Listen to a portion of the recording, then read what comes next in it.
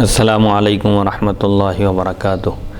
عالم اسلام کے مسلمانوں کے لیے ایک زبردست خوشخبری۔ شہر حیدرآباد کی مشہور و معروف دینی اقامتی ہمہ وقتی درسگاہ جامعہ انواریہ کے زیر اہتمام قرآن مجید کی تفسیر کے علاوہ احادیث شریفہ و فقہ کی مشہور و معروف معتبر و مستند صحاح ستہ کو ملا کر جملہ 25 کتابوں کی ویڈیو ریکارڈنگ کا سلسلہ شروع ہو چکا ہے۔ اسی کی ایک سنہری کڑی جامع ترمذی شریف کا درس بھی ہے جو الحمدللہ جاری و ساری ہے۔ بیات شیخ المشائخ حضرت سید محمد عبد القدیر الحسینی المعروف نورانی پاشا رحمۃ اللہ علیہ، بانی و فاؤنڈر جامعہ انواریہ و باب العلم انواریہ ایجوکیشنل سوسائٹی حیدرآباد۔ سب سے پہلے حدیث شریف عربی میں پڑھی جائے گی، اس کا ترجمہ کیا جائے گا اور محدثین کرام کے اقوال کی روشنی میں تشریح کرتے ہوئے مختصر سے مسائل بھی بیان کیے جائیں گے تاکہ احادیث شریفہ کو سمجھنے میں آسانی ہو۔ اللہ تعالیٰ سے دعا ہے کہ وہ ہم کو سننے اور سنانے سے زیادہ احکام شریعت پر عمل کرنے کی توفیق عطا فرمائے، آمین۔ حدیث نمبر 2574 سے آج کی نشست غالباً چوتھی نشست ہے ابواب صفت القیامہ کی۔ حدیث نمبر 2574 سے شروع ہو رہی ہے۔ بسم اللہ الرحمن الرحیم۔ حدثنا ابو حفص عمرو بن علی حدثنا محمد بن جعفر حدثنا شعبۃ عن عباس الجریری قال سمعت ابا عثمان النہدی يحدث عن ابی ہریرہ انہم اصابهم جوع فاعطاهم رسول اللہ صلی اللہ علیہ وسلم تمرۃ ھذا حدیث صحیح۔ حضرت سیدنا ابو ہریرہ رضی اللہ عنہ سے روایت ہے کہ آپ فرماتے ہیں انہم اصابہم جوعن، کہ ان کو بھوک لگی تو رسول اکرم صلی اللہ علیہ وسلم نے ان کو ایک ایک کھجور عطا فرمایا۔ یہ صحابہ کرام جو علم دین حاصل کرنے کی غرض سے اصحاب صفہ کے نام سے جو موسوم ہیں، مسجد نبوی میں ایک چبوترے پر جو قیام کیے ہوئے تھے اور جن کا مقصد صرف اور صرف حضور اکرم صلی اللہ علیہ وسلم کے ارشادات مبارکہ کو سننا اور ان کو محفوظ رکھ کر دوسروں تک پہنچانا تھا۔ اصحاب صفہ کی تعداد کم اور زیادہ ہوتی رہتی تھی، کم سے کم 80 افراد ہمیشہ ہوا کرتے تھے، وہ تعداد کبھی بڑھ کر 400 تک بھی چلی جاتی تھی، اور ان میں سے جن کی شادی ہو جاتی، جو ازدواجی زندگی سے منسلک ہو جاتے، وہ خود بخود اس زمرے سے نکل جاتے تھے ذمہ داریوں کے عائد ہونے کی وجہ سے۔ حضرت سیدنا ابو ہریرہ رضی اللہ عنہ کا شمار بھی اصحاب صفہ میں ہوتا تھا۔ آپ کی بس ایک ہی فکر ہوتی تھی کہ حضور اکرم صلی اللہ علیہ وسلم کے ارشادات مبارکہ کو سنیں اور ان کو محفوظ کر کے دوسروں تک پہنچائیں۔ اسی لیے تمام صحابہ میں سب سے زیادہ روایتیں حضرت سیدنا ابو ہریرہ رضی اللہ عنہ سے مروی ہے۔ آپ کی روایتوں کی تعداد 5374 بتائی گئی ہے۔ اتنی روایتیں کسی اور صحابی سے مروی نہیں ہیں، اور ایک صحابی بھی کثرت سے روایت کرتے تھے۔ خود حضرت ابو ہریرہ رضی اللہ عنہ فرماتے ہیں کہ تمام صحابہ میں مجھ سے زیادہ کوئی روایت کرنے والا نہیں ہے، البتہ عبداللہ بن عمرو بن عاص غالباً ہیں۔ البتہ فرق یہ ہے کہ وہ لکھ کر رکھتے تھے اور میں نہیں لکھتا تھا، یعنی زبانی حافظے پر دار و مدار تھا۔ حضور اکرم صلی اللہ علیہ وسلم سے ایک مرتبہ حضرت ابو ہریرہ رضی اللہ عنہ نے شکایت کی تھی کہ ان کا حافظہ کمزور ہوتا چلا جا رہا ہے، وہ سنتے ہیں ارشادات مبارکہ لیکن ان کو یاد نہیں رہتے وہ ارشادات۔ تو حضور اکرم صلی اللہ علیہ وسلم نے اللہ کی عطا سے آپ کو حافظہ بھی عطا فرما دیا۔ ایک مرتبہ فرمایا کہ ابو ہریرہ اپنی چادر پھیلاؤ۔ ابو ہریرہ رضی اللہ عنہ نے اپنی چادر پھیلائی حضور اکرم صلی اللہ علیہ وسلم کی بارگاہ میں، تو آپ نے اپنے دونوں ہاتھوں سے کوئی چیز جو بظاہر نظر نہیں آ رہی تھی آپ کے رومال میں، آپ کی چادر میں آپ نے ڈال دیا اور فرمایا کہ اس کو اپنے سینے سے لگا لو۔ اس کے بعد ابو ہریرہ رضی اللہ عنہ فرماتے ہیں کہ اس کے بعد سے میں کوئی حدیث جو حضور اکرم صلی اللہ علیہ وسلم سے سنا اس کو نہیں بھولا، بلکہ جو پہلے سنا تھا وہ بھی مجھے یاد آ گئیں۔ تو بہرحال یہ حضور اکرم صلی اللہ علیہ وسلم کو اللہ تعالیٰ نے قاسم بنا کر مبعوث فرمایا، جیسا کہ بخاری شریف میں بھی روایت ہے۔ حضور اکرم صلی اللہ علیہ وسلم فرماتے ہیں انما انا قاسم واللہ یعطی، میں تو تقسیم کرنے والا ہوں اور اللہ عطا کرنے والا ہے۔ اللہ کی عطا مطلق ہے، کیا چیز عطا کرنے والا ہے؟ اللہ تعالیٰ مال و دولت، علم کی دولت، دین کی دولت، دنیا کی دولت اور حافظہ وغیرہ سب کچھ اس میں آ گیا۔ تو اللہ کی عطا مطلق ہے تو حضور اکرم صلی اللہ علیہ وسلم کی تقسیم بھی مطلق ہے۔ اس حدیث شریف میں اصل بتانا مقصد یہ ہے کہ صحابہ کرام جو دین کی خاطر مصیبتیں اٹھاتے تھے، مشقتیں برداشت کرتے تھے، کھانے اور پینے کی بھی ان کو فکر نہیں ہوتی تھی، بس علم دین کی تحصیل میں وہ مصروف رہا کرتے تھے۔ کبھی نوبت یہ آتی تھی کہ کھانے کے لیے جب ان کو بھوک لگتی تو پیٹ بھر کر کھانا بھی ان کو میسر نہیں ہوتا تھا۔ بھوک لگتی تو حضور اکرم صلی اللہ علیہ وسلم کی خدمت میں حاضر ہوتے، کبھی کوئی دوسرے صحابہ مسجد نبوی میں کھجور کا خوشہ وغیرہ لا کر لٹکا دیتے تھے مسجد میں، اصحاب صفہ اسی میں سے کچھ کھا کر اپنی زندگی گزارا کرتے تھے۔ تو ایسے بھی مواقع آئے ہیں کہ بھوک لگنے پر صرف ایک ایک کھجور ملا کھانے کے لیے۔ تو یہ صحابہ کرام جو زہد و تقویٰ کے اعلیٰ درجے پر فائز تھے، اور صوفیہ کرام نے بھی انہی کے طریقے کو اپنایا۔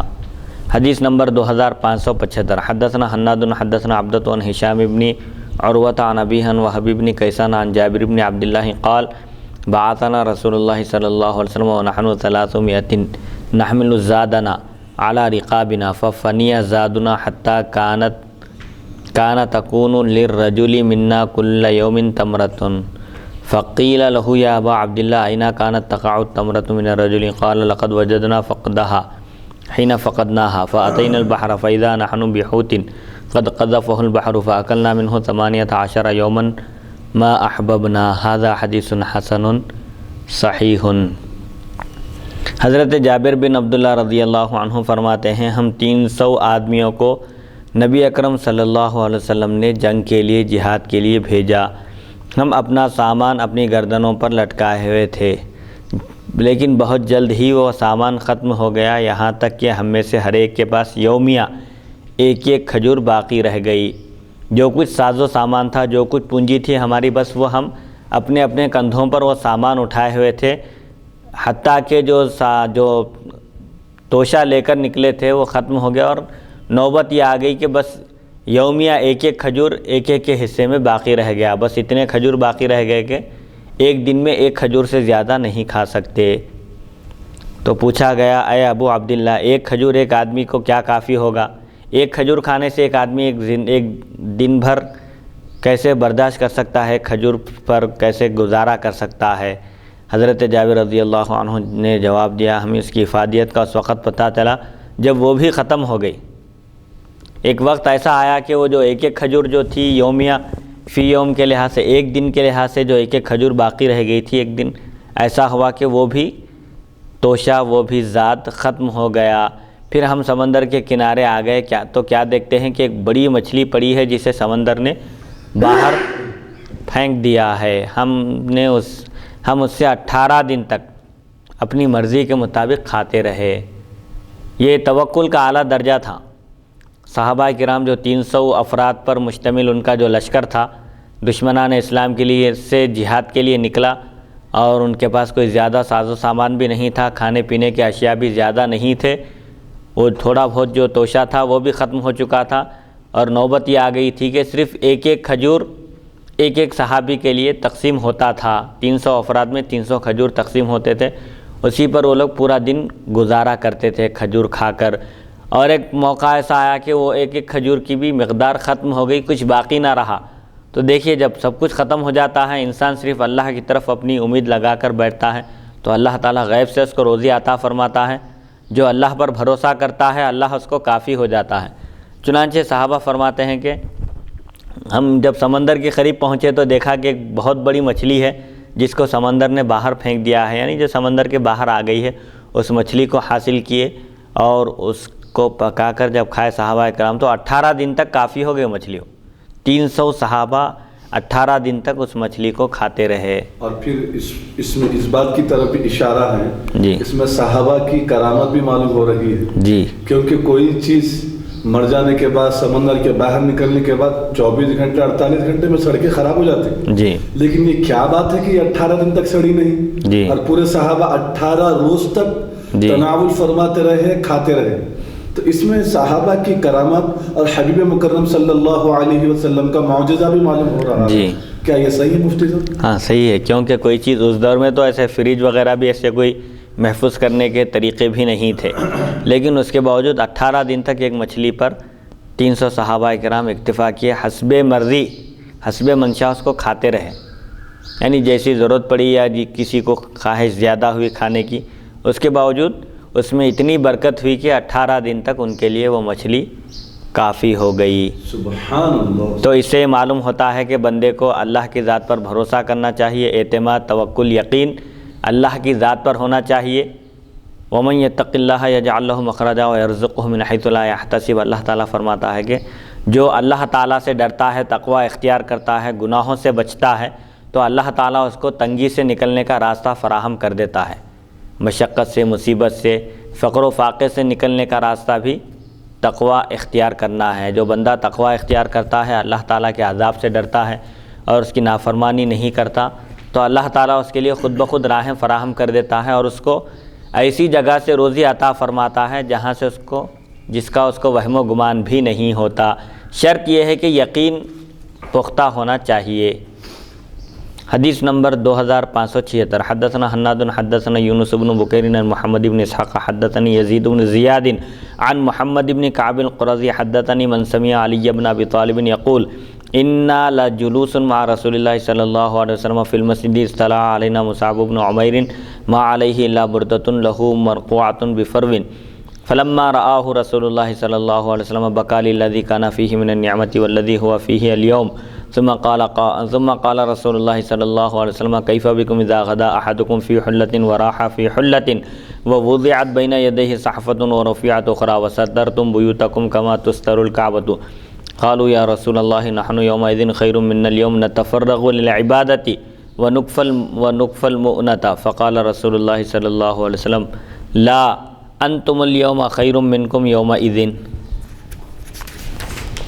هذا حدیث غریب ویزید بن زیاد هذا هو مدینی وقد روى مالک بن انس وغير واحد من اہل العلم ویزید بن زیاد الدمشقی الذي روى عن الزهری روى عنه وکیع ومروان بن معاویہ ویزید بن ابی زیاد کوفی روى عنه سفیان وشعبۃ وابن عیینۃ وغیر واحد من الائمۃ۔ حضرت سیدنا علی بن ابی طالب کرم اللہ وجہہ ورضی اللہ عنہ فرماتے ہیں ہم نبی اکرم صلی اللہ علیہ وسلم کی خدمت اقدس میں مسجد میں بیٹھے ہوئے تھے کہ اچانک حضرت مصعب بن عمیر رضی اللہ عنہ بھی حاضر ہوئے۔ ان پر صرف ایک پیون لگی ہوئی چادر تھی۔ حضرت مصعب بن عمیر رضی اللہ عنہ پر صرف ایک پیون لگی ہوئی چادر تھی۔ حضور اکرم صلی اللہ علیہ وسلم نے ان کو دیکھا تو ان کی گزشتہ شاہانہ، امیرانہ اور موجودہ فقیرانہ زندگی دیکھ کر آپ رو پڑے۔ حضرت مصعب بن عمیر رضی اللہ عنہ صاحب ثروت تھے، مال و دولت کی کثرت تھی،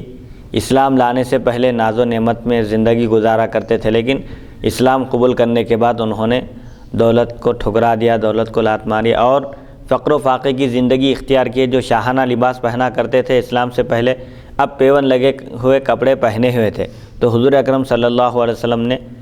ان کی یہ حالت دیکھ کر آپ رو دیے اور پھر فرمائے اس وقت تمہارا کیا حال ہوگا جب تم میں سے کوئی ایک صبح کے وقت ایک لباس پہنے گا اور شام کے وقت اور ایک لباس، یعنی ایک زمانہ ایسا بھی آئے گا جس میں انسان ایک ہی دن میں دو دو جوڑے پہنے گا۔ اب جب کہ تنگی کا اور مصیبت کا جو دور تھا، آزمائش کا جو دور تھا، بعض صحابہ کرام کی حالت ایسی بھی تھی کہ دو جوڑے سے زیادہ نہیں تھے ان کے پاس، پیون لگے ہوئے کپڑے پہنتے تھے اور جس حال میں بھی وہ رہتے تھے اللہ کا شکر بجا لاتے تھے اور عبادت میں وہ کوشش کیا کرتے تھے۔ تو حضور اکرم صلی اللہ علیہ وسلم نے ارشاد فرمایا کہ ایک دور ایسا آئے گا جس میں مال و دولت کی فراوانی ہوگی، اب جن کے پاس کپڑے میسر نہیں ہیں سطر ڈھانکنے کے لیے، ان کا بھی یہ حال ہوگا کہ صبح جو جوڑا پہنیں گے شام میں وہ نہیں پہنیں گے، دن میں دو جوڑے بدلیں گے۔ تو یہ قید نہیں ہے کہ دن میں صرف دو جوڑے ہی، اس سے زیادہ بھی بدل سکتے۔ بتانا مقصد یہ ہے کہ آگے چل کر ایک فراوانی کا زمانہ آئے گا، مال و دولت زیادہ ہوگی، کثرت ہوگی اس میں، کہ آدمی صبح جو کپڑے پہنے گا شام میں وہ نہیں پہنے گا، صبح ایک لباس بدلے گا اور شام میں ایک لباس بدلے گا۔ اور پھر اب کھانے کی اتنی مشکل ہے کہ کبھی صرف ایک ایک کھجور پر اکتفا کر رہے ہیں، ایک دور ایسا آئے گا کہ ایک ڈش سامنے رکھی جائے گی اور دوسری اٹھائی جائے گی، جبکہ پہلے ایک ہی ڈش میں جو بھی ہے اسی پر اکتفا کرنا پڑتا تھا۔ مطلب یہ ہے کہ قسم قسم کے کھانے بھی فراہم ہوں گے آگے چل کر. یہ پیشن گوئی بھی پوری ہوئی اور یہ بھی معجزہ ہے حضور اکرم صلی اللہ علیہ وسلم کے علم غیب کا کہ آپ نے آگے جو حالات پیش آنے والے تھے آپ نے ان کی پیشگی اطلاع دے دی. اور فرمایا کہ ان کے سامنے ایک پیالہ رکھا جائے گا اور دوسرا اٹھایا جائے گا. قسم قسم کی ڈشز ہوں گی سالنوں کے, اور تمہارے گھروں پر اس طرح پردے لٹکتے رہے ہوں گے جس طرح کعبہ مکرمہ پر پردہ ہے. یعنی زیب و زینت بھی اختیار کی جائے گی, گھروں کو ڈیکوریشن کیا جائے گا اور بہترین سے بہترین پردے لگائے جائیں گے. تو صحابہ سے حضور اکرم صلی اللہ علیہ وسلم نے فرمایا کہ اس وقت تمہارا کیا حال ہوگا؟ تو صحابہ نے عرض کیا کہ ان دنوں ہم آج کے بنسبت اچھی حالت میں ہوں گے, کیونکہ عبادت کے لیے فراغت ہوگی اور تکالیف اور تفکرات سے آزادی ہوگی. صحابہ کرام کا مقصد اور نیت دیکھیے. حضور اکرم صلی اللہ علیہ وسلم نے جب فرمایا کہ جب ایسی حالت ہوگی اور ایسی خوشحالی کا زمانہ آئے گا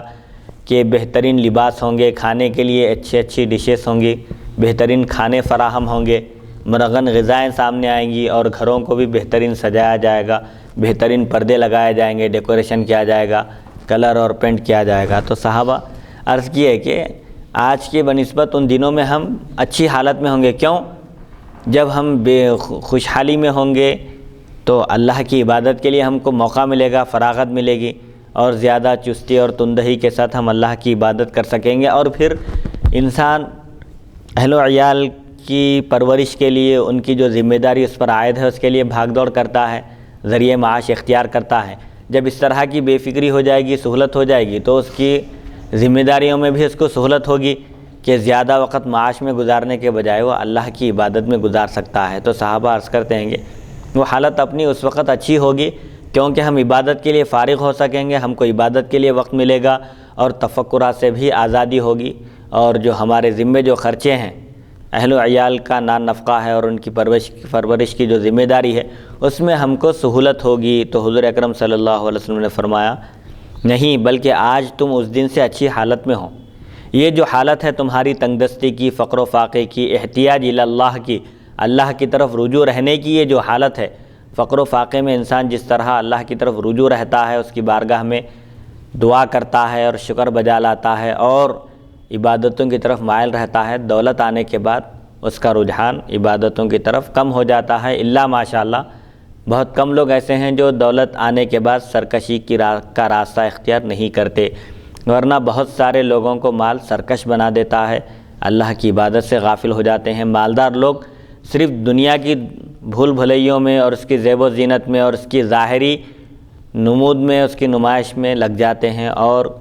دین سے غافل ہو جاتے ہیں. تو حضور اکرم صلی اللہ علیہ وسلم نے فرمایا کہ تمہاری وہ حالت جو مال و دولت کی فراوانی کے بعد ہوگی اس سے بہتر آج کی جو حالت ہے وہ ہے, کیونکہ یہ حالت اللہ کو بہت پسند ہے. فقر و فاقہ, بندے کی احتیاجی, اس کی محتاجی اللہ کو پسند ہے, کیونکہ فقر و فاقے کی وجہ سے جو درجات بلند ہوتے ہیں اور آخرت میں جو ان کے لیے نعمتیں مہیا ہیں, جیسا کہ حدیث شریف میں آیا ہے کہ فقراء مہاجرین, فقراء مسلمین دوسرے مالدار لوگوں سے پہلے جنت میں داخل ہوں گے, کیونکہ انہوں نے دنیا میں مشقت اٹھائی ہے, مصیبت کی زندگی گزاری اور اللہ کی خوشنودی کے لیے انہوں نے فقر و فاقے کی زندگی اختیار کی. یہ جو نئے جیسا کہ حبیب مکرم صلی اللہ علیہ وسلم ارشاد فرمائے کہ قسم قسم کے کھانے وغیرہ جو ہے تم ورائٹیز ہوں گے, اس میں فراوانی ہوگی اس کی. اب دیکھیں 1400 سال کے بعد آج یہ بات نہیں ہے, 1400 سال پہلے حبیب مکرم صلی اللہ علیہ وسلم یہ ارشاد فرما رہے ہیں جی. اس میں علم غیب کی سب سے بڑی دلیل ہے جی. آج آپ دیکھیے ولیموں میں, دعوتوں میں, شادیوں میں 5 قسم کے مرغ, 5 قسم کے بریانیاں, 5 قسم کے میٹھے,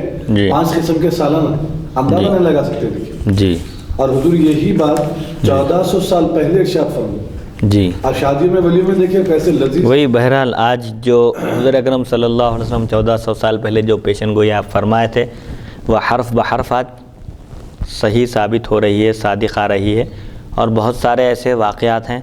کھانے پینے کا معاملہ ہو یا لباس کا ہو یا پھر گھروں کا معاملہ ہو, دیکھیے اب بہترین سے بہترین گھر بنائے جا رہے ہیں, رہائش کے لیے. اور اگر نیت بس کسی کی محتاجی نہیں ہے ایک الگ بات ہے، لیکن دوسرے کے گھر سے بہترین بنانا، دوسرے پر اپنی برتری ثابت کرنا، غرور اور تکبر، اپنا فخر لوگوں میں لوگ واہ واہ کرنا، لوگ میری تعریف کرنا، اس مقصد سے بنا رہا ہے تو وہ گرفت میں آئے گا،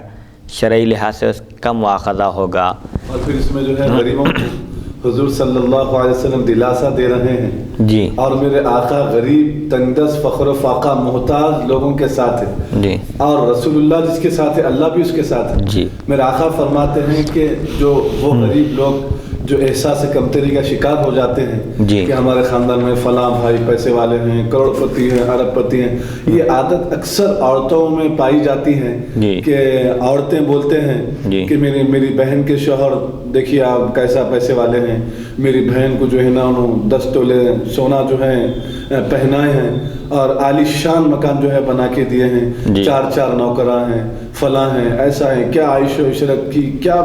ایسی زندگی ان کی گزر رہی ہے، کیا بہترین زندگی گزر رہی ہے بول کے ان کی زندگی کو نمونہ بناتے ہیں، مثال بناتے ہیں اور شوہروں پر طنز کرتے ہیں، اسی لیے تکلیف پہنچاتے ہیں. جی تو حضور کی جو ضمانت ہے،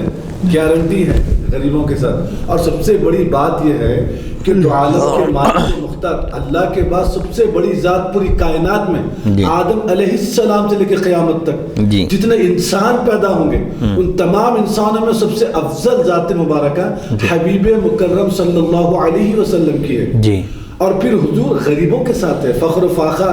تنگدست، محتاج، مسکین غریبوں کے ساتھ حبیب مکرم صلی اللہ علیہ وسلم ہے اور غریبوں کو آپ پسند فرمائیں. جی یہ ہمارے لیے سب سے بڑی خوش نصیبی، سعادت مندی، برکت والی بات ہے. جی اور غالباً ایک صحیح ہے مفتی صاحب؟ جی اور غالباً اس سے پہلے ایک حدیث گزر چکی ہے کہ فقراء کا جو مرتبہ ہے اللہ کے پاس، اگر ان کو مرتبہ معلوم ہو جائے تو وہ چاہیں گے کہ ان کے فقر و فاقے میں اور اضافہ ہو اور زیادتی ہو. تو بہرحال یہ اور ایک بنیادی اصول جو شریعت میں احادیث مبارکہ میں حضور اکرم صلی اللہ علیہ وسلم نے اپنی امت کو جو رہنمایانہ اصول عطا فرمایا، ان میں ایک سب سے بہترین اصل قاعدہ جو بتایا گیا ہے کہ دین کے معاملے میں، دیانت داری کے معاملے میں، اللہ کی عبادت اور اس کی اطاعت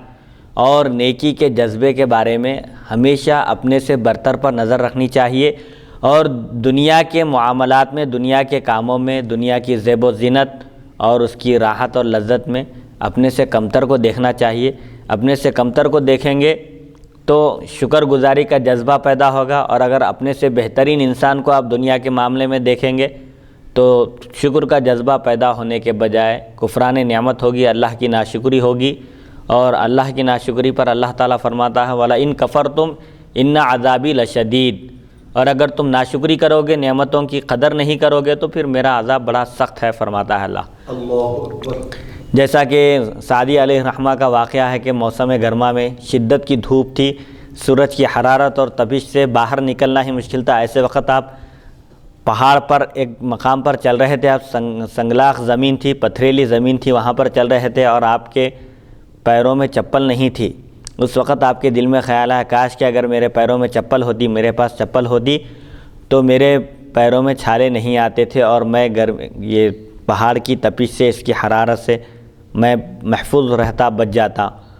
جب دل میں آپ کے یہ خیال ہے، اسی وقت آپ کی نظر ایک ایسے شخص پر پڑی جو پیر سے معذور ہے، جس کا ایک پیر ہی نہیں ہے، لنگڑ کر چل رہا ہے. تو فوراً اللہ کا شکر بجا لائے کہ میرے پیر میں چپل نہیں ہے، لیکن اللہ کا شکر ہے کہ میرے دونوں پیر تو سلامت ہیں. تو ہمیشہ دنیا کے کاموں میں، چاہے مکان ہو یا دکان ہو یا دولت ہو یا ذریعہ معاش ہو یا کچھ بھی ہو، انسان ہمیشہ دنیا کے معاملے میں اپنے سے کمتر کو دیکھے، اپنے سے غریب کو دیکھے، تو اس کے اندر شکر گزاری کا جذبہ پیدا ہوگا. اور جو شکر بجا لاتا ہے، اللہ تعالیٰ کا وعدہ ہے لَإِن شَكَرْتُمْ لَأَزِيدَنَّكُمْ، جو بندہ نعمتوں کی شکر گزاری کرتا ہے، قدر کرتا ہے، اللہ کا شکر بجا لاتا ہے، اللہ تعالیٰ اس کو مزید اور سرفراز فرماتا ہے اور نعمتیں اس کو عطا فرماتا ہے. حدیث نمبر لیکن اس کو صاحب جی مفتی صاحب جی لیکن یہ جو نعمتوں میں جو اضافہ کرتا ہے جی تو دنیاوی اعتبار سے لوگ تصور یہ کریں گے کہ بھائی اللہ تعالیٰ نے جو جس حالت میں ہم کو رکھا ہے جی اس حالت میں ہم اللہ کا شکر کرتے ہیں جی تو اللہ تعالیٰ نعمتوں میں اضافہ کرنے کا وعدہ کیا ہے. جی تو وہ نعمتوں سے اضافہ جو مراد ہے اس کا مطلب یہ ہے کہ کیا دنیا کی مال و دولت یا بہترین گھر یا عالیشان جو ہے پکوان اور بہترین کپڑے، بہترین کار، بائک، فون، کمپیوٹر، بہترین ٹیکنالوجیز جو آج ایجادات جو ہوئی ہیں دور حاضر میں جی اس کا جو استعمال ہے کیا وہ چیزوں میں اضافہ ہوگا یا وہ نعمتوں میں اضافہ ہوگا یا پھر آخرت کی نعمتوں میں اضافہ ہوگا؟ اس سے مراد کیا ہے؟ اس سے مراد دیکھیے چونکہ قرآن میں مطلق ہے لئن شکرتم لازیدنکم، دنیاوی نعمتیں بھی مراد ہو سکتی ہیں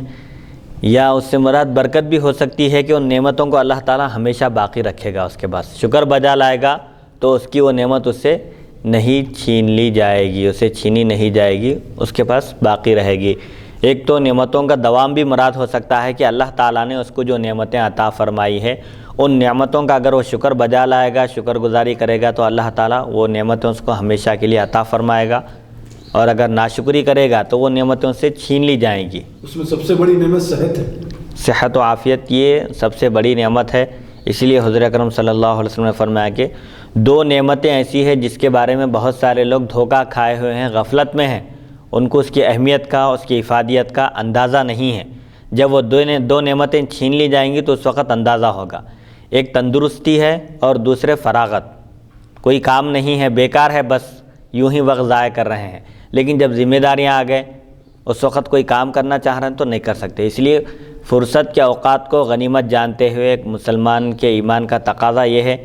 اس کے ایمان کی خوبی یہی ہے کہ وہ فرصت کے اوقات کو، لمحات کو غنیمت جانتے ہوئے ان کا صحیح استعمال کرے، ان سے صحیح استفادہ کرے. ہو سکتا ہے کہ آگے چل کر وہ بہت مصروف ہو جائے اور اس کو ٹائم نہ ملے، اسی لیے جب بھی ٹائم ملے کوئی نیکی کے کام، کوئی بھلائی کے کام، آخرت میں کام آنے والے کام انسان کو کر لینا چاہیے. اور پھر نعمتوں میں یہ ہے کہ وہ بیماریوں سے بھی محفوظ رہے گا، ہاں، اور جو کما رہا ہے وہی اس کے لیے کافی ہو جائے گا، اس میں ایسی برکت ہوگی کہ اس کی ضروریات کی تکمیل ہوگی، اس کی ضرورتیں پوری ہوں گی، اس کو پھر ہاں تو نعمتوں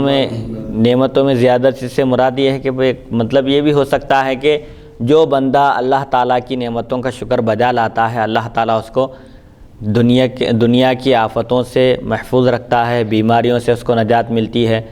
قرض کے بوجھ تلے دبا ہوا ہے تو اللہ تعالیٰ اس کی ادائیگی کے اسباب بھی غیب سے فراہم فرما دیتا ہے. اسی لیے قرض لینے والے کی نیت پر دار و مدار ہے. جو شخص اس نیت سے قرض لیتا ہے کہ وہ اس کو ادا کرے گا، اس کی نیت ادا کرنے کی ہے، ڈبانے کی نہیں ہے، کسی کو دھوکہ دینے کی یا گول پھرانے کی نیت نہیں ہے. اگر اس کے پاس استطاعت بھی نہ ہو ادا کرنے کی قرض، لیکن اس کی نیت ادا کرنے کی تھی تو اللہ تعالیٰ غیب سے اس کے اسباب فراہم فرمائے گا. نیت اچھی رکھنا ہے، لیتے وقت ہی نیت نہیں ہے اس کی واپس کرنے کی تو پھر ایسے شخص کہ اگر استطاعت رکھتا ہے دینے کی، ادا کرنے کی، تو بھی اس کے باوجود وہ اگر کوئی شخص قرض لے کر اس نیت سے قرض لیتا ہے کہ اس کو ادا کرنا نہیں ہے تو اللہ تعالیٰ کے پاس اس کا مواخذہ ہوگا، گرفت ہوگی.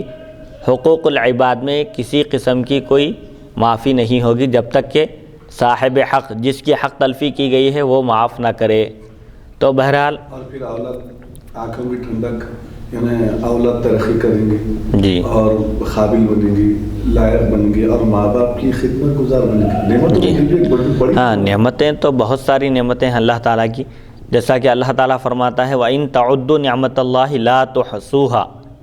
اور اگر تم اللہ کی نعمت کو شمار کرنا چاہو تو شمار بھی نہیں کر سکتے. بے شمار نعمتوں سے اللہ تعالیٰ نے انسان کو نوازا ہے. اور نعمتوں کے بارے میں یہ سانس جو ہماری چل رہی ہے، سانس جو اندر لے رہے ہیں ہم پھر جو باہر چھوڑ رہے ہیں، یہ بھی اللہ کی نعمت ہے. تب اس لحاظ سے دیکھیں تو آپ دیکھیے 1 سیکنڈ بھی نہیں لگتا سانس لینے کے لیے، سانس چھوڑنے کے لیے. تو ایسے کروڑوں نعمتیں اللہ تعالیٰ کی بندوں پر ہیں جس کی وجہ سے بندے آج زندہ ہیں اور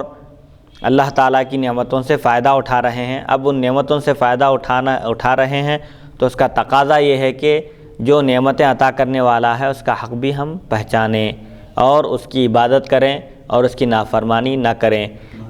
ناشکری نہ کریں اس کی. اسی لیے ایک بزرگ فرماتے ہیں کہ اللہ تعالیٰ کی نعمتوں کا شکرانہ یہ ہے، نعمتوں کی شکر گزاری کیسے ہوگی کہ اس کی عطا کی ہوئی نعمتوں کے ذریعے ہم گناہوں کا ارتکاب نہ کریں، گناہ نہ کریں۔ اللہ تعالیٰ نے ایک نعمت عطا کی، مال و دولت عطا کی، اس کے ذریعے گناہوں میں منہمک ہیں، گناہوں میں مصروف ہو گئے ہیں، جو حرام کام ہیں ان کو انجام دے رہے ہیں، تو اللہ کی دی ہوئی نعمت کے ذریعے معصیت نہیں کرنا، یہی شکر گزاری ہے اللہ کی، کہ اس کا صحیح استعمال کرنا چاہیے۔ اللہ نے جو نعمتیں عطا فرمائی ہیں ان کا صحیح استعمال کرنا چاہیے۔ حدیث نمبر 2577، حدثنا حناد حدثنا یونس بن بکیر حدثنا عمر بن ذر حدثنا مجاہد عن ابی ہریرہ قال کان اہل الصفۃ اضیاف اہل الاسلام لا یأوون علی اہل ومال واللہ الذی لا الہ الا هو ان كنت لاعتمد بکبدی علی الارض من الجوع واشد الحجر علی بطنی من الجوع ولقد قعدت یوما علی طریقهم الذی یخرجون فیہ فمر بی ابو بکر فسألته عن آیۃ من کتاب اللہ ما سألته الا لیستتبعنی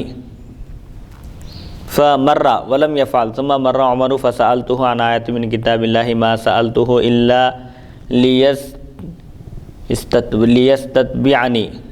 فمر ولم يفعل ثم مر ابو القاسم صلی اللہ علیہ وسلم فتبسم حين رآنی وقال ابو ہریرہ قلت لبیک یا رسول اللہ قال الحق ومضى فاتبعته ودخل منزله فاستأذنت فأذن لي فوجد قدحا من اللبن قال من أين هذا اللبن لكم قيل أهداه لنا فلان فقال رسول الله صلى الله عليه وسلم أبا هريرة قلت لبيك قال الحق إلى أهل الصفة فادعوهم وهم أضياف أهل الإسلام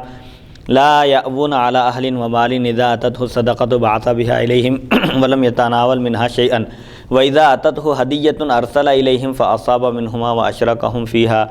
فساء في ذلك وقلت ما هذا القدح بين أهل الصفة وأنا رسوله إليهم فسيأمرني أن أورده عليهم فما عسى أن يصيبني منه وقد كنت أرجو أن أصيب منه ما يغنيني ولم يك بد من طاعة الله وطاعة رسوله فأتيتهم فدعوتهم فلما دخلوا عليه فأخذوا مجالسهم قال أبا هريرة خذ القدح فأعطهم فأخذت القدح فجعلت أناوله الرجل فيشرب حتى يروى ثم يرده فأناوله الآخر حتى انتهيت به إلى رسول الله صلى الله عليه وسلم وقد روي القوم كلهم فأخذ رسول الله صلى الله عليه وسلم القدح فوضعه على يده ثم رفع رأسه فتبسم وقال أبا هريرة اشرب فشربت ثم قال اشرب فلم أزل أشرب ويقول اشرب ثم قلت والذي بعثك بالحق ما أجد له مسلكا فأخذ القدح فحمد الله وسمى وشرب هذا حديث صحيح۔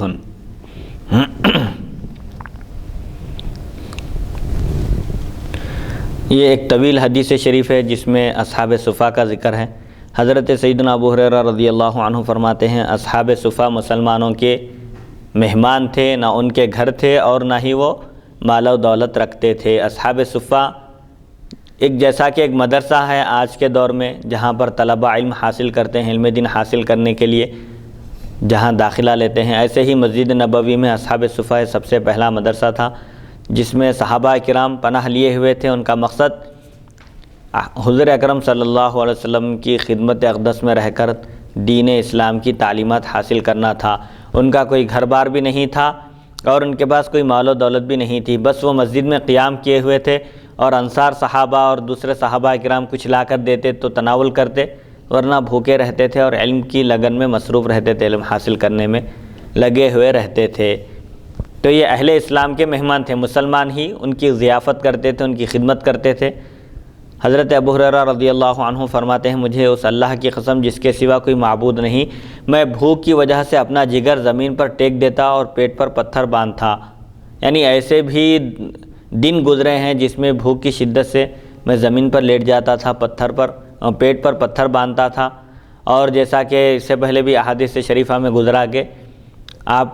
غشی کھا کر گر جاتے تھے، چکر آ کر گر جاتے تھے تو لوگ یہ سمجھتے تھے کہ آپ کو مرگی کی بیماری ہو گئی ہے، یہ سمجھ کر آ کر آپ کی گردن پر اپنا پیر رکھتے تھے۔ وہ بیماری کا علاج تھا اس دور میں۔ تو حضرت ابو ہریرہ رضی اللہ عنہ فرماتے ہیں وہ مجھے کوئی بیماری وغیرہ نہیں تھی، بس بھوک کی وجہ سے یہ حالت ہو جاتی تھی۔ ایک دن میں راستے میں آ کر بیٹھ گیا جہاں سے لوگوں کا گزر ہوتا تھا، جہاں سے لوگ گزرا کرتے تھے۔ دوسرے حدیث میں آیا کہ مسجد میں آپ نماز پڑھنے کے بعد باہر ٹھہر گئے۔ حضرت سیدنا ابو بکر صدیق رضی اللہ عنہ میرے پاس سے گزرے تو میں نے ان سے قرآن کی ایک آیت کے بارے میں پوچھا، ایک آیت کا مطلب پوچھا آپ کو ٹھہرا کر کے، اور مقصد کیا تھا؟ حضرت ابو ہریرہ فرماتے ہیں میرا مقصد محض یہ تھا کہ وہ مجھے ساتھ لے جائیں گے، یعنی میری آواز سے اندازہ کر کے، میری قلبی کیفیت پر مطلع ہو کر، میری حالت سے اندازہ کر کے ساتھ میں لے جائیں گے، کچھ کھلائیں گے سمجھ کر میں پوچھا، مگر وہ آیت کا مفہوم بیان کیے اور آگے چلے گئے، ایسا نہیں کیے، انہوں جو چاہ رہے تھے اس کا اندازہ نہیں کیے۔ پھر حضرت عمر فاروق رضی اللہ عنہ کا گزر ہوا، میں نے ان سے بھی قرآن پاک کی ایک آیت کے بارے میں پوچھا، اور مقصد یہی تھا کہ آپ مجھے اپنے ساتھ لے جائیں گے، لیکن آپ بھی چلے گئے، آیت کا مفہوم بیان کیے ٹھہرے ٹھہرے، اور پھر آگے بڑھ گئے۔ پھر نبی اکرم صلی اللہ علیہ وسلم کا ادھر سے گزر ہوا، مجھے دیکھ کر مسکرا دیے، ابھی زبان سے بولے بھی نہیں، انہوں کچھ پوچھے بھی نہیں، خالی دیکھتے ہی حضور اکرم صلی اللہ علیہ وسلم مسکرا دیے اور سمجھ گئے کہ ان کو بھوک لگ رہی ہے۔ قلبی کیفیت پر اب ظاہر بات ہے حضور اکرم صلی اللہ علیہ وسلم پر سب کچھ عیاں ہے، روشن ہے، کائنات کی کوئی چیز ڈھکی چھپی نہیں ہے، جیسا کہ بخاری شریف میں حدیث ہے، حضور اکرم صلی اللہ علیہ وسلم صحابہ کرام سے فرمایا کہ فواللہ ما یخفی علی رکوعکم ولا خشوعکم، یعنی تمہارا رکوع بھی مجھ پر پوشیدہ نہیں ہے، اور خشوع حالانکہ قلبی کیفیت کا نام ہے، باطنی حالت کا نام ہے، تو حضور اکرم صلی اللہ علیہ وسلم پر نہ ظاہر ڈھکا ہوا ہے اور نہ ہی باطن، آپ ظاہر پر جس طرح مطلع ہیں ایسے ہی باطن پر بھی آپ مطلع ہوا کرتے تھے صحابہ کے۔ تو آپ 2577، تو آپ دیکھتے ہی حضرت ابو ہریرہ رضی اللہ عنہ کی کیفیت کو آپ پہچان لیے، مسکرا دیا اور فرمایا اے ابو ہریرہ، میں نے عرض کیا یا حاضر ہوں یا رسول اللہ صلی اللہ علیہ وسلم، آپ نے فرمایا میرے ساتھ چلو، بس میں آپ صلی اللہ علیہ وسلم کے پیچھے چل پڑا، اور آپ صلی اللہ علیہ وسلم اپنے خانہ اقدس میں مکان میں داخل ہو گئے، تو میں نے بھی اجازت طلب کی، آپ صلی اللہ علیہ وسلم نے اجازت عطا فرمائی، میں اندر داخل ہوا، نبی اکرم صلی اللہ علیہ وسلم نے دودھ کا پیالہ دیکھا تو فرمایا یہ کہاں سے آیا؟ گھر میں داخل ہونے کے بعد ایک پیالے میں دودھ نظر آیا تو حضور اکرم صلی اللہ علیہ وسلم نے دریافت فرمایا ازواج مطہرات سے کہ یہ کہاں سے آیا ہے؟ عرض کیا گیا کہ فلاں نے ہدیتاً تحفتاً بھیجا ہے آپ کی خدمت میں، یہ تحفہ ہے، صدقہ نہیں ہے۔ تو رسول اکرم صلی اللہ علیہ وسلم نے فرمایا اے ابو ہریرہ، میں نے عرض کیا یا رسول اللہ صلی اللہ علیہ وسلم حاضر ہوں، آپ صلی اللہ علیہ وسلم نے فرمایا جاؤ اور اہل صفہ کو بلا لاؤ۔ اہل صفہ جو کم سے کم تعداد 70-80 کے درمیان ہوا کرتی تھی، اور بڑھ کر کبھی 400 تک پہنچ جاتی تھی وہ تعداد، لیکن اکثر 70 یا 80 صحابہ برابر رہا کرتے تھے، ہر صورت میں موجود رہتے، ہر صورت میں موجود رہتے، کم سے کم تعداد یہ ہوتی تھی 80 کی تعداد۔ تو حضرت ابو ہریرہ رضی اللہ عنہ سے فرمایا کہ وہ لوگ بھی اضیاف اہل اسلام ہیں، مسلمانوں کے مہمان ہیں، لہذا ان کو بھی بلا کر لاؤ، کیونکہ مسلمانوں کے مہمان ہیں، نہ ان کا گھر بار ہے اور نہ ہی مال و دولت جس کی طرف وہ پناہ لیں، یعنی ان کا بھی کوئی پرسان حال نہیں ہے، علم دین کی نشر و اشاعت کی خاطر اور علم دین کی تحصیل کے لیے وہ سب چیزوں سے دستبردار ہو چکے ہیں۔ جب آپ صلی اللہ علیہ وسلم کے پاس کوئی صدقہ آتا تو آپ ان کے پاس بھیج دیتے، چونکہ نبی اکرم صلی اللہ علیہ وسلم صدقہ نہیں کھاتے تھے، آپ پر حرام تھا صدقہ، آپ صدقہ اگر کوئی چیز صدقہ کی جاتی، آپ کی خدمت پہ پیش کی جاتی اور وہ صدقہ ہوتا تو آپ اہل صفہ کو عطا فرماتے تھے، اور خود اس میں سے کچھ بھی نہیں تناول فرماتے، اور اگر آپ کے پاس کوئی ہدیہ آتا، تحفہ آتا تو کچھ رکھ کر باقی ان کی طرف بھیج دیتے، تحفے میں بھی آپ صلی اللہ علیہ وسلم برابر ان کا خیال فرماتے تھے، پورا تحفہ اپنے قبضے میں نہیں لیتے تھے بلکہ بقدر ضرورت لے کر اس میں سے بھی اصحاب صفہ کے پاس بھیج دیا کرتے تھے باقی، اور اس طرح انہیں شریک فرما لیتے تھے تحفے میں بھی۔ جب حضور اکرم صلی اللہ علیہ وسلم نے مجھے ان کو بلانے کے لیے بھیجا تو مجھے یہ بات شاق گزری، فطری طور پر ہوتا ہے کہ انسان کو بھوک لگ رہی ہے، تھوڑا بہت کھانے کے لیے ہے، اب اس میں اور کئی لوگوں کو شریک کرنا ہے تو ظاہر بات ہے انسان کی فطرت کے لحاظ سے انسان تردد کا شکار ہوتا ہے، لیکن صحابہ اکرام کی جانثاری پر اور ان کی اطاعت و فرما برداری پر قربان جائیے، حضرت ابو ہریرہ رضی اللہ عنہ حضور اکرم صلی اللہ علیہ وسلم کی اطاعت میں، آپ کی فرما برداری میں چلے گئے اور صحابہ کو بلا کر لائے۔ تو فرماتے ہیں کہ اب ایک پیالہ دودھ ہے، پھر اس میں 70-80 صحابہ پینا ہے، اور ظاہر بات ہے حضور اکرم صلی اللہ علیہ وسلم جب ابو ہریرہ رضی اللہ عنہ کو بھیجے ہیں تو ان کے آنے کے بعد انہی کے ذریعے وہ پیالہ پورے صحابہ کے درمیان گھمایا جائے گا، اور جیسا کہ حدیث شریف میں ارشاد ہے ساقی القوم آخرہم شربن، قوم کو پلانے والا ان کی ضیافت کرنے والا آخر میں کھانا چاہیے، آخر میں پینا چاہیے، تو پھر میرا نمبر بھی آخر میں آئے گا، جب تک کیا بچے گا پیالے میں۔ یہ انسانی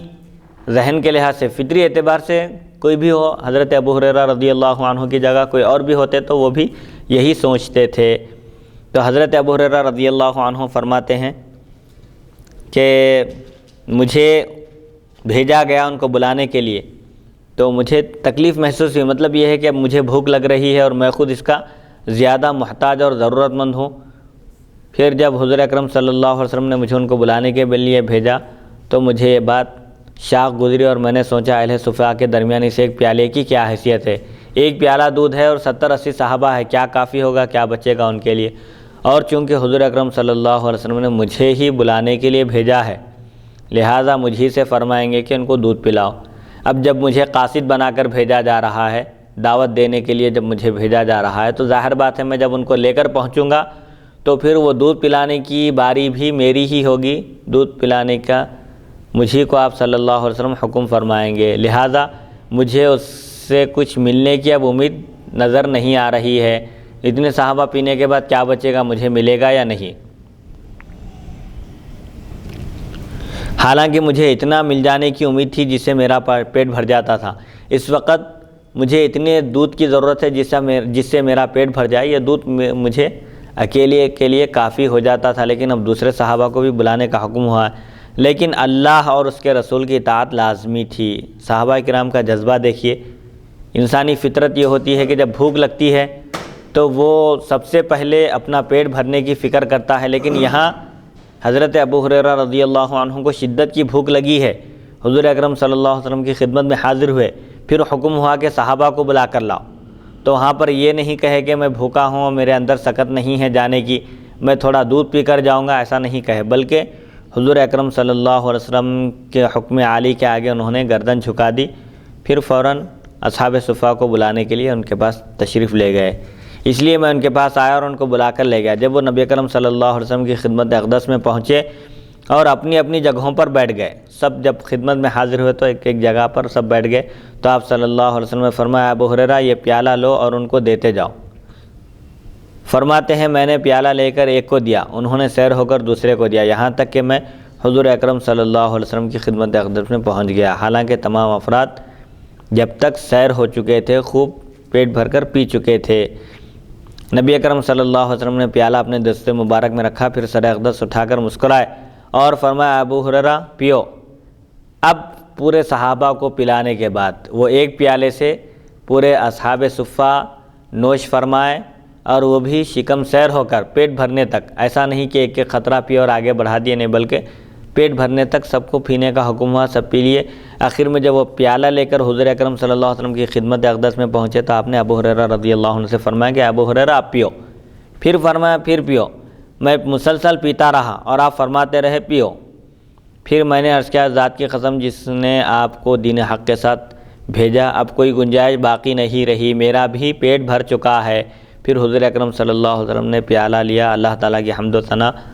بیان کی اور بسم اللہ پڑھ کر باقی دودھ پی لیا۔ یہ حدیث حسن صحیح ہے۔ یعنی دیکھیے آپ اس میں کیا اس میں اس بات کی طرف اشارہ ہے جی، جبکہ فطری تقاضا یہ ہے کہ میرے کو خود زبردست بھوک لگ رہی ہے جی، اور ایسی بھوک کی صورت میں دل میں ذرہ برابر بھی تنگی اور تکلیف محسوس کرے بغیر جی، اللہ و رسول کی اطاعت کیسا کر رہے ہیں صحابہ؟ اس سے امت کے لیے تعلیم ہے۔ جی، ہمارے پاس تو کھانا ہے، بہترین کپڑے ہیں، بہترین سہولتیں، اس کے باوجود بھی ہم اللہ و رسول کی نافرمانی کرتے ہیں، جی، نمازوں کو ضائع کرتے ہیں، ماں باپ کی خدمت نہیں کرتے، حقوق ادا نہیں کرتے، جی، یعنی حقوق اللہ اور حقوق العباد یہ دونوں پامال کرتے ہیں، دونوں کو نظر انداز کر دیتے ہیں۔ لیکن قربان جائیں یہ حضرت ابو ہریرہ رضی اللہ عنہ کے اس واقعے میں پوری امت اور انسانیت کے لیے یہ تعلیم ہے جی، کہ ہر صورت میں، ہر حالت میں اللہ و رسول کی اطاعت کرتے رہنا چاہیے، جی، کسی بھی موقع پر اللہ و رسول کی نافرمانی نہیں کرنا چاہیے۔ جی، کیا تعلیم ہے دیکھیے، جی۔ ہائے ہائے۔ اور اس حدیث شریف سے معلوم ہوتا ہے کہ حضور اکرم صلی اللہ علیہ وسلم امتیوں کی قلبی کیفیات پر بھی مطلع تھے، زبان سے ابھی اپنا مدعا عرض نہیں کیے، زبان بھی نہیں کھلی، لیکن آپ سمجھ گئے کہ ان کو کیا تکلیف ہے، ان کو کس چیز کی ضرورت ہے۔ پھر حضور اکرم صلی اللہ علیہ وسلم کے دست مبارک کی برکت دیکھیے، ایک پیالہ دودھ اصحاب صفہ جو غالباً تقریباً 70 تھے، 70 سے زائد افراد شکم سیر ہو کر پیے، اس کے باوجود دودھ بچا رہا۔ 70 صحابہ پیے، وہ حضرت ابو ہریرہ پیے، پھر حضور اکرم صلی اللہ علیہ وسلم بھی نوش فرمائے، لیکن اس کی برکت ایسی رہی کہ سب کو وہ کافی ہو گیا، ایک پیالے میں ہی سب پیٹ بھر کر پی لیے۔ تو یہ حضور اکرم صلی اللہ علیہ وسلم کا معجزہ ہے، اور آپ کے علم غیب کی بھی دلیل ہے کہ صحابہ اکرام کے قلبی کیفیات پر بھی آپ مطلع تھے، وہاں زبان سے کہنے کی ضرورت نہیں تھی اس بارگاہ میں، بس جو شخص آتا جس مقصد سے آتا آپ صلی اللہ علیہ وسلم اس کے مقصد کو ٹال لیتے تھے اور ان کی رہنمائی فرماتے تھے، ان کی حاجت روائی فرماتے تھے۔ اور حضرت ابو ہریرہ رضی اللہ عنہ دیکھیے، یعنی بھوک کی وجہ سے جی آپ یعنی بے ہوش ہو کر غشی کھا کر زمین پر تشریف لاتے، گر جاتے تو لوگ جو ہے آپ کے سر پر یا جسم پر پیر رکھتے تھے، یعنی گردن پر، اس کا علاج تھا جی۔ تو لیکن آپ دیکھیے یعنی ہر حالت میں اللہ کا شکر ادا کرنے، یعنی قرآن کی جو آیت ہے جی یہ بالکل صحیح ہو رہی ہے۔ دیکھیے جو ہمارا ایمان ہے، جی جس کا منکر کافر ہے، جی یعنی قرآن میں اللہ تعالیٰ ارشاد فرماتا ہے کہ تم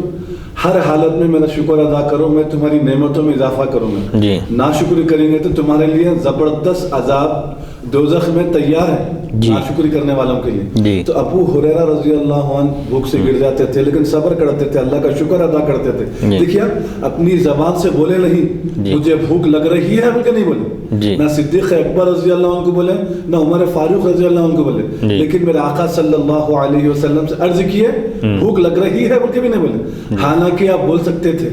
کیوں نہیں بولے؟ حضور اکرم صلی اللہ علیہ وسلم تمام صحابہ کے قلبی کیفیت پر مطلع ہو جاتے ہیں جی کہ میرے آقا کا علم غیب اور معجزات آپ جو فرماتے ہیں بول سکتے ہیں، لیکن اس کے بعد دیکھیے آپ ابو ہریرہ رضی اللہ عنہ کے چند دنوں کے بعد، جی چند مہینوں اور سالوں کے بعد کیفیت یہ ہو گئی کہ اتنا پیسہ اللہ نے آپ کو عطا کیا کہ آپ ریشم کی دستی سے اپنی ناک پوچھا کرتے تھے۔ جی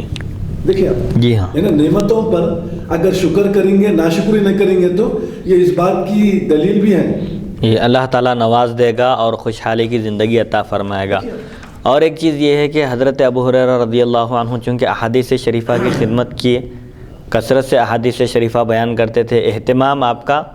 احادیث شریفہ سننا، سنانا اور دوسروں تک پہنچانا تھا، اور حضور اکرم صلی اللہ علیہ وسلم نے حدیث شریف کی خدمت کرنے والوں کے حق میں دعا فرمائی کہ اللہ تعالیٰ ان کو سرسبز و شاداب رکھے، تر و تازہ رکھے، خوشحال رکھے، جو مجھ سے میری حدیث سنے، میری بات سنے اور اس کو محفوظ رکھے، اس کو یاد رکھے اور دوسروں تک پہنچائے۔ تو یہ حدیث شریف کا فیضان بھی ہے حضرت ابو ہریرہ رضی اللہ عنہ کے ساتھ کہ آپ تمام صحابہ میں سب سے زیادہ احادیث شریفہ بیان کرنے والے ہیں، آپ سے سب سے زیادہ روایتیں مروی ہیں۔ تو بہرحال اس حدیث شریف میں بھی امت کے لیے بہت ساری عبرتیں اور بہت سارے دروس ہیں، سبق ہیں کہ سب سے پہلے تو یہ ہے کہ انسان کو اپنے فقر و فاقے کا اظہار نہیں کرنا چاہیے، زبان حال سے نہیں کہیں یہاں پر، اور زبان قال سے، اپنی زبان سے نہیں کہے کہ میں بھوکا ہوں، بلکہ ایک آیت کا مطلب پوچھے، ہو سکتا ہے کہ وہ میری آواز کی لڑکھڑاہٹ سے اور میرے چہرے کو دیکھ کر سمجھ جائیں گے۔ تو اس سے یہ معلوم ہوتا ہے کہ صحابہ کرام بھی غایت درجے کی، حد درجے کی احتیاط کرتے تھے کسی کے سامنے اپنی حاجت کا اظہار کرنے سے۔ اور دوسری بات یہ ہے کہ مہمان کبھی بھی انسان جیسے عام طور پر کہیں ٹفن لے جاتے ہیں، توشہ لے جاتے ہیں، ایک دو چار افراد کا توشہ نہیں آتا تو لوگ یہ سمجھتے ہیں کہ ارے کھانا کم پڑ جائے گا، ایسا نہیں سمجھنا چاہیے۔ ایک صحابی شکایت کیے کہ ہم کھانا کھاتے ہیں تو برکت نہیں ہوتی، کھانا پیٹ بھر نہیں کھاتے اور کافی نہیں ہوتا، تو حضور فرمایا کہ لعلکم تفترقون، ہو سکتا ہے کہ تم لوگ ایک جگہ ہونے کے باوجود الگ الگ بیٹھ کر کھاتے ہوگے، اجتمعوا یبارک لکم فرمایا حضور، کھانا سب ایک ساتھ بیٹھ کر کھاؤ تو اس میں برکت ہوگی، کھانا ایک ساتھ کھانے سے برکت ہوتی ہے، اسی لیے الگ الگ نہیں کھانا چاہیے۔ یہ ایک الگ بات ہے کہ مجبوری ہے، ٹائمنگ الگ ہے تو ایک الگ چیز ہے، لیکن جہاں تک ہو سکے کہیں دفتر میں ہیں، آفس میں ہیں، کہیں ملازمت کر رہے ہیں، کہیں سفر میں ہیں تو سب ایک ساتھ کھانا چاہیے تاکہ کھانے میں برکت ہو۔ اب یہاں بھی دیکھیے پیالے میں حضور اکرم صلی اللہ علیہ وسلم کے دست اقدس کی وجہ سے ایسی برکت ہوئی کہ 70 سے زائد افراد شکم سیر ہو کر پیے، اور پھر جو خدمت کرنے والے ہیں، سربراہی کرنے والے ہیں، وہ آخر میں کھانا چاہیے۔ حدیث نمبر 2578، حدثنا محمد بن حمید الرازی حدثنا عبدالعزیز بن عبداللہ القرشی حدثني يحيى البكا عن ابن عمر قال تجشأ رجل عند النبي صلى الله عليه وسلم فقال كف عنا جشاءك فإن أكثرهم شبعا في الدنيا أطولهم جوعا يوم القيامة. هذا حديث حسن غريب من هذا الوجه وفي الباب عن ابي جحيفة. حضرت ابن عمر رضی اللہ عنہما سے مروی ہے نبی اکرم صلی اللہ علیہ وسلم کے پاس ایک آدمی نے ڈکار لی تو آپ صلی اللہ علیہ وسلم نے فرمایا ہم سے اپنی ڈکار کو روک لو، کیونکہ دنیا میں شکم سیر ہو کر زیادہ سیر ہو کر کھانے والے قیامت کے دن سب سے زیادہ بھوکے ہوں گے. یہ حدیث اس سند سے حسن ہے اور اس باب میں حضرت ابو جحیفہ رضی اللہ عنہ سے بھی روایت مروی ہے. جو دنیا میں شکم سیر ہو کر کھاتے ہیں آخرت میں وہ اتنے ہی بھوکے ہوں گے. اسی لیے بقدر ضرورت کھانا ہے شریعت میں، اور اتنا کھانا ہے جس سے انسان زندہ رہ سکے، عبادت میں تقویت مل سکے، نشاط کے ساتھ، چستی کے ساتھ اور پورے اہتمام کے ساتھ وہ اللہ کی عبادت کر سکے. اتنا کھانا ضروری ہے، نہ کہ اتنا کھا لے کہ کھانے کی وجہ سے سست پڑ جائے اور عبادتوں میں خلل ہو، عبادتوں میں سستی اور کوتاہی ہو. حدیث نمبر 2579. حدثنا قتيبة حدثنا ابو عوانة عن قتادة عن ابي بردة بن ابي موسى عن ابيه قال يا بني لو رأيتنا ونحن مع النبي صلى الله عليه وسلم وأصابتنا السماء ولا حسبت أن ريح الضأن. هذا حديث صحيح ومعنى هذا الحديث أنه كان ثيابهم الصوف فكان إذا أصابهم المطر يجيء من ثيابهم ريح الضأن. حضرت ابو ہریرہ رضی اللہ عنہ حضرت ابو بردہ رضی اللہ عنہ اپنے والد حضرت ابو موسیٰ اشعری رضی اللہ عنہ سے روایت کرتے ہیں، انہوں نے فرمایا اے میرے بیٹے، اے میرے پیارے فرزند، اگر تم لوگ ہمیں رسول اکرم صلی اللہ علیہ وسلم کے ساتھ دیکھتے کہ ہم پر بارش ہوتی تو ہمارے لباس کی بو بھیڑ کی بو سمجھتے. یہ حدیث صحیح ہے اور حدیث کا مفہوم مطلب یہ ہے کہ ان کے کپڑے اون کے ہوتے تھے، اونی لباس پہنا کرتے تھے صحابہ کرام، اور جب بارش ہوتی تو ان سے بھیڑوں کی سی بو آتی، یعنی بکریوں کے چمڑوں کی جو بو ہوتی ہے ان کے بالوں کی، ایسی بو آتی تھی. تو صحابہ کرام اونی لباس پہنا کرتے تھے. صحابہ کرام کی اتباع کرتے ہوئے صوفیہ کرام نے بھی اونی لباس کو اختیار کیا، جس کی وجہ سے ان کو صوفیہ یعنی اونی لباس پہننے والے کہا جانے لگا. بہت ساری وجوہات بتائی گئی صوفیہ کو صوفیہ کہنے کی. ایک وجہ تو یہ ہے کہ وہ اون کا لباس پہنا کرتے تھے اس لیے کہ اون کا لباس دیر پا ہوتا ہے اور اس کو بار بار دھونے کی ضرورت نہیں پڑتی، جس کی وجہ سے بہت سارا وقت بچ جاتا ہے جس کو وہ عبادت الہی میں صرف کیا کرتے تھے. ایک وجہ یہ ہے کہ صوفیہ کرام چونکہ یہ صوفی صف سے مشتق ہے، یعنی چونکہ صوفیہ کرام صف اول میں نماز پڑھا کرتے تھے، کوئی نماز ان کی تکبیر تحریمہ کے بغیر نہیں ہوتی تھی، یعنی تکبیر تحریمہ بھی ان سے فوت نہیں ہوتی تھی. اللہ کی بارگاہ میں وہ صف اول کے مسلمان ہیں، صف اول کے مقربین بارگاہ الہی ہیں، اس لیے ان کو صوفیہ کہا جاتا ہے. تو یہاں بتانا مقصد یہ ہے کہ ایک دور ایسا تھا صحابہ کرام جب اونی لباس پہنا کرتے تھے اور اس اونی لباس میں ہوتے اور بارش ہوتی تو ان سے بکریوں کے چمڑوں کی جو وہ آتی تھی ایسی وہ آتی تھی، لیکن اس کے باوجود انہوں نے کبھی گلا شکوہ نہیں کیا. جس حال میں بھی رہے اللہ کی عبادت اور اطاعت کرتے رہے، کبھی ناشکری انہوں نے نہیں کی. حدیث نمبر 2580. حدثنا عباس الدورقی حدثنا عبداللہ بن یزید المقری حدثنا سعید بن ابی ایوب عن ابی مرحوم عبد الرحیم بن میمون عن سہل بن معاذ بن انس الجہنی عن ابیہ ان رسول اللہ صلی اللہ علیہ وسلم قال من ترک اللباس تواضعا للہ وهو يقدر علیہ دعاہ اللہ یوم القیامۃ علی رؤوس الخلائق حتی یخیرہ من ای حلل الایمان شاء یلبسها. حضرت معاذ بن انس جوہنی رضی اللہ عنہ سے روایت ہے، نبی اکرم صلی اللہ علیہ وسلم نے ارشاد فرمایا جس نے تواضع کے پیش نظر عاجزی کے لیے، انکساری کے لیے لباس ترک کیا، بہترین لباس، حالانکہ وہ اس پر قدرت رکھتا ہے، تو قیامت کے دن اللہ تعالیٰ اسے مخلوق کے سامنے بلائے گا اور اس کو اختیار دے گا کہ ایمان والوں کا جو جوڑا چاہے پہن لے. مطلب یہ ہے کہ جو شخص اللہ کی خوشنودی کی خاطر عاجزی، تواضع اور انکساری کے اظہار کے لیے بہترین کپڑے پہننے پر قدرت رکھنے کے باوجود بہترین کپڑے نہیں پہنتا، بس جسم چھپاتا ہے، ستر پوشی کا لباس اختیار کرتا ہے، تو اللہ تعالیٰ قیامت کے دن برسر عام پوری مخلوق کے سامنے اس کو بلائے گا اور اس کو اختیار دے گا کہ وہ ایمان کے جوڑوں میں سے جو جوڑا چاہے پہنے، ایمان کا لباس. جی تو یہ ہے عاجزی، تواضع اور انکساری کا مظاہرہ کرنے والوں کے لیے، کہ عاجزی اور تواضع کے لیے آج کل لوگ کپڑے پہن کر اتراتے ہیں، غرور کرتے ہیں، تکبر کرتے ہیں، فخر کرتے ہیں، اور بہترین لباس پہن کر دوسروں کو حقیر سمجھتے ہیں، معمولی سمجھتے ہیں۔ یہ بالکل غلط ہے، ایسا نہیں کرنا چاہیے۔ اچھا لباس پہننے کی شرعاً اجازت ہے، لیکن اس کی وجہ سے اگر اترا رہے ہیں اور کسی کو کمتر اور حقیر اور معمولی سمجھ رہے ہیں تو پھر یہ غلط ہے۔ حدیث نمبر 2581، حدثنا محمد بن حمید الرازی حدثنا ظافر بن سلیمان عن اسرائیل عن شبیب بن بشیر عن انس بن مالک قال قال رسول اللہ صلی اللہ علیہ وسلم النفقۃ کلها فی سبیل اللہ الا البناء فلا خیر فیہ ھذا حدیث غریب ھکذا قال محمد بن حمید شبیب بن بشیر وانما هو شبیب بن بشر۔ حضرت انس بن مالک رضی اللہ عنہ سے روایت نبی کرم صلی اللہ علیہ وسلم نے ارشاد فرمایا، سب کا سب خرچ اللہ تعالیٰ کے راستے میں ہے مگر گھر بنانا، کہ اس میں کوئی بہتری نہیں۔ یعنی انسان جو کچھ بھی خرچ کرتا ہے اس کا شمار فی سبیل اللہ ہوتا ہے، اللہ کی راہ میں ہوتا ہے، حتیٰ کہ اہل و عیال پر جو خرچ کرتا ہے وہ بھی اللہ کی راہ میں ہے، یعنی اللہ کی خوشنودی کے لیے ہے اور اہل و عیال کے حقوق ادا کرنے کے لیے ہے۔ لہٰذا جو کچھ بھی انسان خرچ کرتا ہے ان سب کا شمار اللہ کی راہ میں ہوتا ہے۔ البتہ جو گھر بناتا ہے،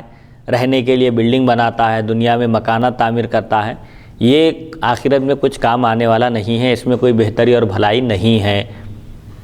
تو اس سے یہ نہیں معلوم ہوتا کہ انسان ذاتی مکان نہ بنائے، ذاتی مکان بنانے کی نفی نہیں ہے، بلکہ ضرورت سے زیادہ گھراں بنا رہے ہیں، کوئی کام نہیں ہے، کچھ فائدہ نہیں ہے، بس دنیا کے لوگوں میں اپنی شان بتانا ہے، اپنا مقام و مرتبہ بتانا ہے، اپنی دولت کا اظہار کرنا ہے، ایسا ہے تو پھر غلط ہے۔ اور اصل بتانا مقصد یہ ہے کہ انسان جو گھر بناتا ہے رہنے کے لیے، اپنا سر چھپانے کے لیے جو گھر بناتا ہے، ضرورت کی چیز ہے، ضرورت کی حد تک ہونا چاہیے، ضرورت سے زائد ہو تو پھر وہ اس کے لیے کوئی فائدہ نہیں ہے، اس میں قیامت کے دن اس سے اس کو کچھ نفع حاصل ہونے والا نہیں ہے، اس کو یہیں چھوڑ کر جانا ہے۔ البتہ اہل و عیال پر جو خرچ کر رہا ہے، ان کی ذمہ داریوں کو جو نبھا رہا ہے، حتیٰ کہ حدیث شریف میں آتا ہے کہ بیوی کو اگر کوئی اپنے ہاتھ سے ایک لقمہ کھلاتا ہے تو وہ بھی صدقے میں شمار کیا جاتا ہے، اس کے بھی عوض میں نیکی لکھی جاتی ہے۔ تو یہ چونکہ ذمہ داریاں ہیں، یہ حقوق ہیں انسان کے۔ البتہ گھر ضرورت سے زائد بنانے کی اس میں مذمت بیان کی جا رہی ہے کہ جو ضرورت سے زائد گھر بناتا ہے، بلڈنگوں میں مصروف ہو جاتا ہے، دنیا کی بھول بھلیوں میں مصروف ہو جاتا ہے، تو آخرت میں اس کو کوئی نفع حاصل ہونے والا نہیں ہے، وہ فی سبیل اللہ وہ نفقہ شمار نہیں ہوگا اللہ کی راہ میں۔ دوسرے نفقے اگرچہ کہ حقوق ادا کر رہا ہے، لیکن حقوق ادا کرنے کے باوجود اس کے لیے ثواب لکھا جا رہا ہے، اہل و عیال کی پرورش کرنے کی وجہ سے، اہل خاندان کی کفالت کرنے کی وجہ سے، ان کے ساتھ حسن سلوک کرنے کی وجہ سے۔ حدیث نمبر 2582، حدثنا علی بن حجر حدثنا شریک عن ابی اسحاق عن حارثۃ بن مضرب قال اتینا خبابا نعوده وقد اکتوى 7 کیات فقال لقد تطاول مرضی ولولا انی سمعت رسول اللہ صلی اللہ علیہ وسلم یقول لا تمنوا الموت لتمنیته وقال یؤجر الرجل فی نفقۃ الا التراب او قال فی التراب۔ ھذا حدیث صحیح۔ حضرت حارثہ بن مضرب فرماتے ہیں، ہم حضرت خباب رضی اللہ عنہ کی مزاج پرسی کے لیے، عیادت کے لیے آئے تو دیکھا کہ ان کو وہ 7 داغ لگوا چکے ہیں۔ داغ لگانے کا ایک علاج کا ایک طریقہ تھا اس دور میں، تو اس طریقے کے مطابق انہوں نے چرکا دے کر علاج کروایا تھا، 7 داغ لگا چکے تھے۔ انہوں نے فرمایا میری بیماری طویل ہو گئی ہے، عرصہ ہو گیا میں بیمار ہو کر اور اسی مرض میں مبتلا ہوں، اور اس بیماری سے شفا پانے کی کوئی صورت بھی مجھے نظر نہیں آ رہی ہے۔